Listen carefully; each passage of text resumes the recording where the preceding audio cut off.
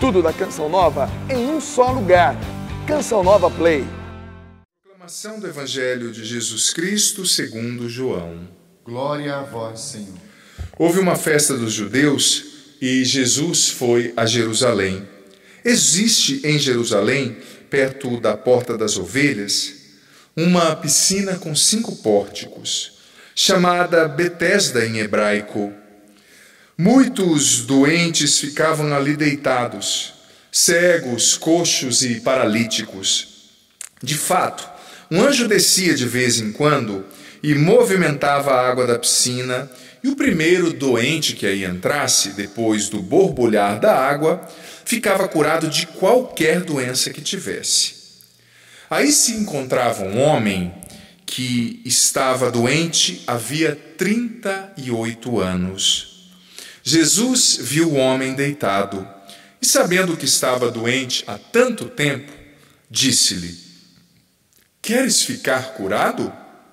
O doente respondeu: "Senhor, eu não tenho ninguém que me leve à piscina quando a água é agitada. Quando estou chegando, o outro entra na minha frente." Jesus disse: "Levanta-te, pega a tua cama e anda." No mesmo instante, o homem ficou curado, pegou sua cama e começou a andar. Ora, esse era um dia de sábado. Por isso os judeus disseram ao homem que tinha sido curado: "É sábado, não te é permitido carregar a tua cama." Ele respondeu-lhes: "Aquele que me curou disse: pega a tua cama e anda." Então lhe perguntaram: "Quem é esse que te disse: pega a tua cama e anda?" O homem que tinha sido curado não sabia quem fora, pois Jesus se tinha afastado da multidão que se encontrava naquele lugar. Mais tarde, Jesus encontrou o homem no templo e lhe disse: "Eis que estás curado, não voltes a pecar, para que não te aconteças coisa pior." Então o homem saiu e contou aos judeus que tinha sido Jesus quem o havia curado. Por isso os judeus começaram a perseguir Jesus, porque fazia tais coisas em dia de sábado. Palavra da salvação. Glória a vós, Senhor. Que pelas palavras do Santo Evangelho sejam perdoados os nossos pecados. Amém.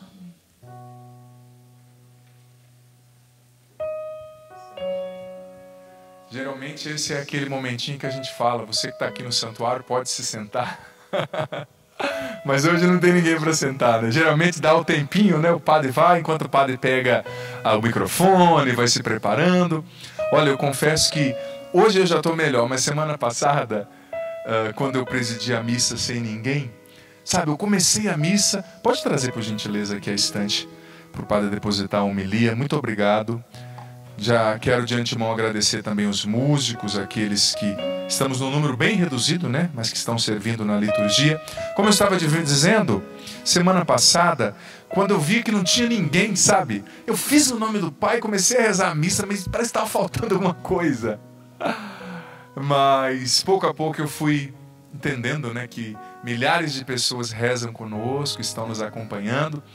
E quantas pessoas me mandando mensagem dizendo: "Padre Adriano, estou com uma saudade da Eucaristia. Padre Adriano, estou com uma saudade da missa, da igreja, de sentir o cheiro da igreja, de estar pertinho do padre." Claro, em tudo tem algo positivo, né, gente? A falta, a ausência, muitas vezes nos faz valorizar a presença, né? É como quando você convive demais com uma pessoa, talvez com a esposa, com o filho, com um amigo, e você acaba tendo atritos, dificuldades, desencontros, mas quando algum tipo de ausência se estabelece, sobretudo a ausência física, né? Você começa a sentir falta daquela pessoa, você começa a refletir: nossa, eu não devia ter sido tão ríspido com a minha esposa, eu não devia ter sido tão desatencioso ali com o meu pai idoso, com aquela pessoa que depende de mim. É mais ou menos assim, né? Mas olha, veja bem, Nós temos um tempo um tanto reduzido por causa, nós tivemos, você viu, o pronunciamento do senhor presidente da República, cortamos um pouquinho aqui a dinâmica do espaço que a gente tem no programa Para Ser Feliz, para missa e para adoração, mas a verdade é que as leituras de hoje são muito singulares, muito bonitas, significativas e falam muito com todos e cada um de nós. Estamos no 4º domingo da Quaresma, já caminhando para a Semana Santa, temos mais um domingo, depois a Semana Maior. Estamos na Quaresma, e na Quaresma vivendo a quarentena, né? Que é esse tempo de cuidado, esse tempo difícil também, né? Essa pandemia foi uma coisa inesperada. Gente, mas o que as leituras de hoje têm para nos dizer? Em primeiro lugar, essa primeira leitura do livro do profeta Ezequiel fala daquela visão que Ezequiel teve de um templo do qual, melhor dizendo, jorrava uma fonte de água que começou pequenininha, foi aumentando, até se tornar um rio navegável. E o interessante é que, antigamente, na antiguidade, sobretudo ali pré-cristã, se cria com muita facilidade que os locais nos quais, se existia uma fonte de água, ou uma nascente, ou um lençol freático ali que através de uma fonte se mostrava, se acreditava que aquele lugar era um lugar sagrado. Se acreditava que aquele lugar era um lugar no qual existia um poder curativo. Então era muito comum se edificarem naquela época templos sobre fontes de água, né? Mas o profeta Ezequiel foi vendo aquele templo, aquela fonte de água, aliás, que foi crescendo, se tornou navegável, se tornou como um rio, e diz a leitura, a primeira leitura, que aquela água, ela saiu para o lado oriental, foi passando pelo deserto, e aquela água era tão poderosa, era uma água de Deus, né? Prefigurando ali o Espírito Santo, que o deserto foi ganhando vida onde a água passava, foi se tornando verdejante. A vida começou a acontecer, as árvores começaram a crescer. Veja bem, deserto é um lugar insípido, é um lugar no qual não há vida, não é? Inóspito. Mas aquela água foi trazendo vida para o deserto. E depois, aquela água desembocou no Mar Morto. E aquela água trouxe vida para o Mar Morto, disse a primeira leitura.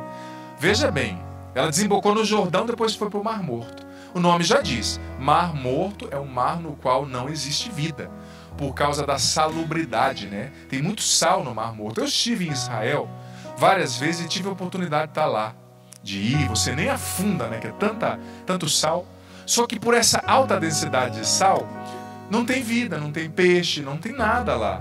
E o Mar Morto é a maior depressão do mundo, é o lugar mais baixo do mundo. Em terra seca, né, ali as margens, são 400 metros abaixo do nível do mar. Então veja bem, na primeira leitura diz que essa água trouxe vida até ao Mar Morto. E é interessante, usando a metáfora, os santos padres diziam que essa leitura prefigura Jesus, porque Jesus é o verdadeiro templo do qual jorra a água da vida. Os santos padres diziam que essa leitura prefigura Jesus no alto da cruz, crucificado, quando perfurado pela lança daquele soldado romano, do seu peito saiu sangue e água, que são sinais dos sacramentos da Eucaristia, do batismo, que são um sinal do Espírito Santo derramado através do lado aberto de Jesus. Os santos padres diziam que Jesus é esse verdadeiro templo do qual jorra a água da vida. Mas veja bem, a leitura disse, mexeu tanto comigo isso, que a água desse templo trouxe vida até o Mar Morto, gente. O Mar Morto é morto. Não precisa nem dizer, né? Você sabe.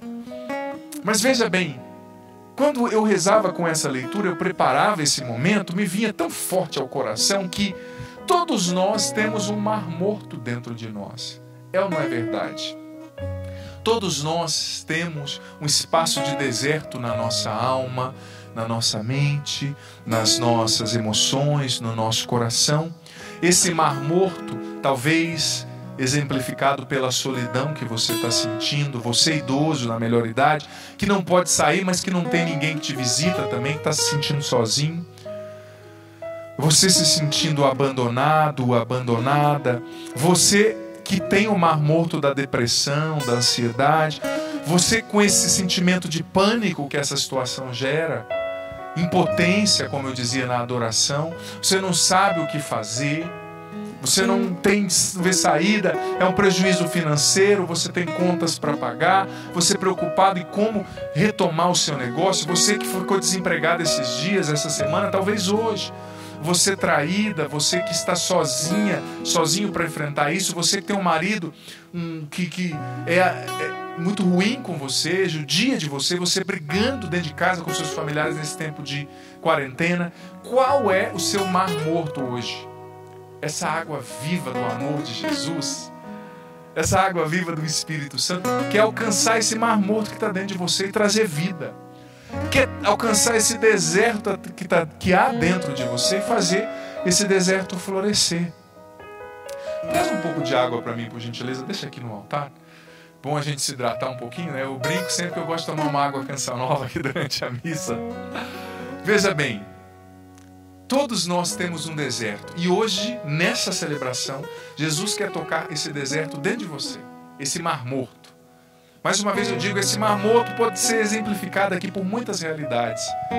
E uma das piores dela, no meu ponto de vista, piores espécies de mares mortos, né, mortos, do mar morto dentro de nós, é a solidão. É a gente interpretar que a gente está sozinho, é a gente interpretar que a gente está impotente, e a gente está impotente, mas que a gente está sozinho. Olha, você não está sozinho, sozinha. Você está enfrentando um momento difícil, o Brasil está enfrentando, o mundo está enfrentando. Hoje, já nos Estados Unidos, chegou-se ao número de 1.000 mortos pelo coronavírus. Nós estamos enfrentando momentos difíceis aqui também no Brasil.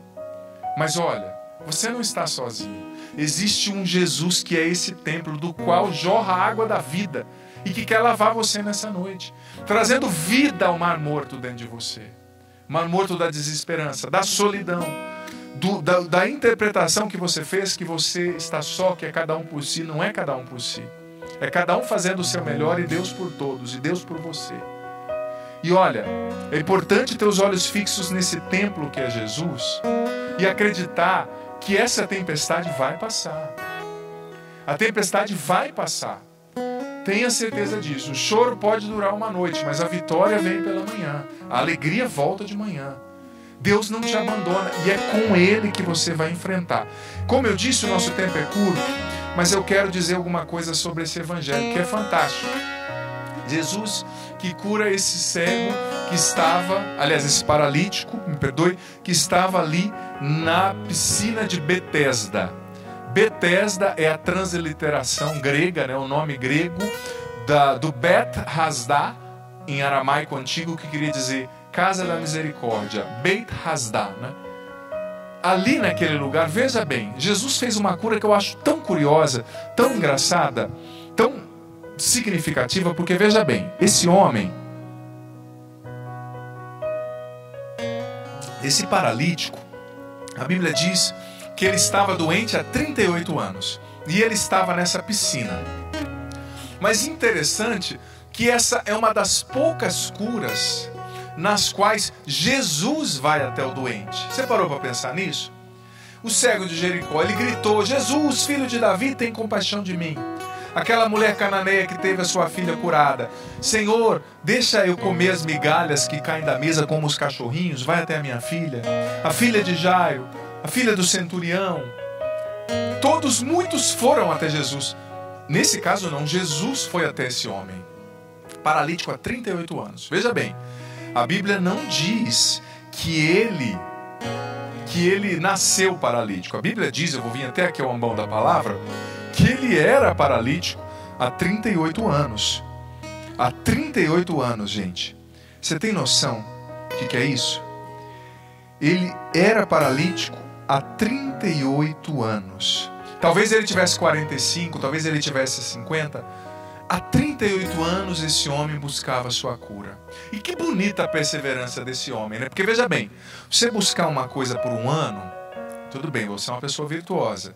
Você buscar uma coisa por 5, tudo bem, você é uma pessoa ultra virtuosa. Mas por 38, Desanime, imagina você tentar e de novo não conseguir. Imagina o sentimento de frustração, o sentimento de derrota que aquele homem tinha há 38 anos. E entendamos, Jesus foi até ele. Mas o que no coração desse homem chamou a atenção de Jesus, a ponto de Jesus querer ir atrás dele? O que esse homem tinha de especial? Vamos entender. Em primeiro lugar, Jesus foi até esse homem, mas Jesus não queria curar só o físico desse homem. Jesus queria curar a fé desse homem. Porque você sabia que esse lugar, Betesda, aquela piscina, era um lugar pagão? Era um lugar de sincretismo religioso, onde não se adorava ao Deus vivo, não era um lugar judeu. Segundo várias tradições, era um lugar, uma piscina greco-romana, dedicada ao deus Esculápio, Asclépio, ou Asclépio, né? Esculápio ou Asclépio, e a deusa Serafis. Então ali era um lugar pagão. Sabe esse lugar de curandeirismo? No qual a pessoa acreditava que havia um anjo, mas não era um anjo de Deus, era um anjo místico, um anjo do ocultismo, que ia vir mexer a água e aquele homem ia ser curado. Então no fundo, aquele lugar não era um lugar de Deus, era um lugar de ocultismo. Era um lugar pertinho do templo ali, mas na cara dos judeus, né? Mas lembre-se que Jerusalém, Israel, a Palestina era dominada pelo Império Romano. Então eles não tinham toda essa autoridade, né? Mas era um lugar de culto pagão. Era um templo, uma piscina probática, dedicada ao deus Asclépio grego, né? Que é uma divindade pagã, um espírito, e a deusa Serafis. Então veja bem, esse homem tinha um desejo sincero de ser curado, mas ele estava procurando no lugar errado. Como muita gente, quando tem uma doença, vai receber passe, vai fazer tanta coisa, às vezes se afasta da fé em Jesus. E a Bíblia diz que buscar outra fonte de cura que não Jesus, que buscar outro Senhor que não Jesus, é um pecado de idolatria. Porque só Deus pode curar, só Deus pode dar a vida, só Deus pode realizar a libertação, a transformação. Então aquele homem precisava ter a fé curada. Aquele homem era paralítico. E veja bem, aquele homem também era profundamente pobre. Ele não tinha ninguém por ele. Você viu que no Evangelho, quando Jesus perguntou para ele, você quer ficar curado? Ele começou a dizer, Senhor, eu não tenho ninguém que me coloca na água. E ele era paralítico. Como ele ia entrar na água sozinho? Porque naquela época, os paralíticos de família rica, ou que tinham condições, pagavam um servo para ficar ali na beira da piscina, para quando a piscina se movimentasse, o servo colocar esse paralítico rico, o filho de alguém rico, na água. Esse homem já disse, Jesus, eu não tenho ninguém por mim, eu não tenho dinheiro, eu não tenho servo, ninguém me põe na água. E Jesus começou a perguntar para ele, você quer ficar curado? E ele começou a enumerar ali as causas da sua derrota, começou a reclamar. Ele não viu que tinha Deus, que Deus estava diante dele. Ele não viu que ele não estava sozinho, que tinha um Deus que não o abandonou, mesmo ele estando no erro, no pecado, na idolatria. Ele começou a falar, eu não tenho ninguém por mim, Jesus. Ninguém me põe na água, eu estou sofrendo. E Jesus, com a força da palavra, olha a força da palavra de Deus, né? Disse, pega a tua maca, levanta e anda. A palavra de Jesus dita ali curou. A palavra de Deus, ela realiza o que ela significa, o ato de ser proclamada. E aquele homem foi curado. Mas o que chamou a atenção de Jesus naquele homem? Sabe o que foi? O que chamou a atenção de Jesus naquele homem? Que fez Jesus largar tudo e ir até aquele homem naquele lugar pagão? Foi a perseverança daquele homem. Foi a não desistência daquele homem por 38 anos. Você tem noção do que é isso? Gente, a nossa persistência cheira milagre, sabia? A nossa perseverança atrai o milagre. A sua persistência é o tamanho do seu milagre. Se você está tentando, continue. Porque com certeza um dia você vai alcançar com Deus. Esse tempo de provação, de pandemia, é um tempo de não desistir.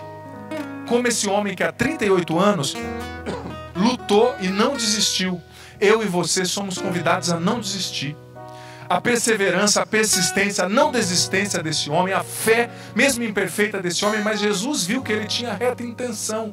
Mesmo buscando no lugar errado, Jesus viu que ele tinha fé, que ele tinha reta intenção, ele precisava ser ajudado somente. Jesus foi até ele. E saiba disso, é a sua persistência, é a minha perseverança, é a nossa não desistência que chama a atenção de Deus e que faz com que Deus venha até nós, que Deus entre na nossa realidade, que Deus entre no nosso mar morto, que Deus entre no nosso deserto, que Deus entre no lugar que nós estamos como um templo pagão, buscando Ele, mas no qual Ele não está. Mas Ele vai atrás de nós, Ele nos alcança, Ele nos levanta, porque a nossa não persistência, a nossa perseverança, a nossa coragem de ir adiante, acreditando, confiando em Deus, atrai a ação de Deus sobre a nossa vida, atrai o milagre de Deus sobre nós. Filho, filha, tenha certeza, você não está sozinho. Talvez como esse paralítico, você neste tempo, nesta noite, está se sentindo sobrecarregado, desanimado. Padre, meu marido me abandonou. Padre, meu filho está na rua, está na droga. Eu tenho um pai doente que é teimoso e fica na rua. Eu estou com medo, eu sou um profissional da saúde, eu sou um político e estou sobrecarregado porque os nossos irmãos políticos estão sendo exigidos. Padre, eu estou desempregado, eu não sei o que eu vou fazer para pagar as minhas contas. Respira, calma, olha para Jesus, não desista, continua lutando, acreditando, Deus está com você, Ele não te abandona, e Ele vai até você e vai te curar, e vai te dizer, e vai te levantar, e vai te dizer, pega a tua maca e anda. Ele está dizendo para você agora. Eu sinto, encerrando essa homilia, que essa é uma ordem de Deus para você e para mim nessa hora, nesse momento. Essa é uma ordem de Deus para você. Pode fechar aqui em mim, Silas. Todos os nossos cinegrafistas, todo mundo que está trabalhando aqui hoje é da Canção Nova, né? Os nossos colaboradores, a maioria está em casa também, trabalhando de casa nessa quarentena. Vou dizer para você, ó, o Silas está fechando aqui. Jesus está olhando para você, filho, filha, e está te dizendo, pega a tua maca, levanta e combate e luta. Não deixa a peteca cair, não deixa o desespero te dominar, não deixa o desânimo tomar conta de você, não deixa a depressão voltar, o pânico, não. Luta, levanta, pega a tua maca e vai para casa. Qual é a tua paralisia hoje? O que está te paralisando? É o medo, é a ansiedade, é a tristeza, é a revolta? Entrega isso para Jesus. Ele está pedindo, Ele está te ordenando. Deixa tudo isso no chão, levanta, pega a tua maca, assume a tua vida e vai para frente. Eu não te abandono, eu sou o teu Deus. O choro pode durar uma noite, mas a vitória vem pela manhã. Você em casa agora, eu faria isso se o nosso santuário tivesse lotado. Como costuma estar, né?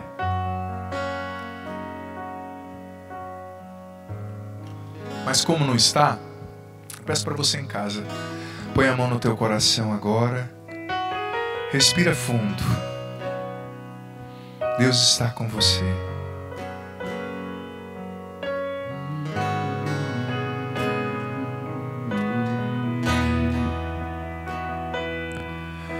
Por mais que falem que tu não vais conseguir, por mais que digam que tu não és capaz, confia em Deus e assume sua promessa, que Ele vai te levantar. Por mais que a noite demore a passar e a angústia e a dor prostrem teu coração, espera em Deus, siga em frente. A tristeza não é teu lugar. O choro pode durar uma noite, mas a vitória vem pela manhã. Se a angústia e o medo tiraram a paz do teu coração, existe um Deus que nunca te deixa. O choro pode durar.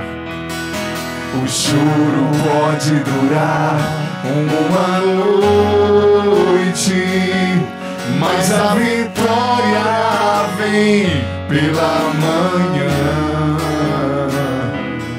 Se a angústia e o medo tiraram a paz do teu coração, Existe um Deus que nunca te deixa e nunca te abandonará, e nunca te abandonará, nunca te abandonará, nunca te abandonará, e nunca te abandonará, nunca te abandonará, nunca te abandonará, nunca te abandonará, e nunca te abandonará,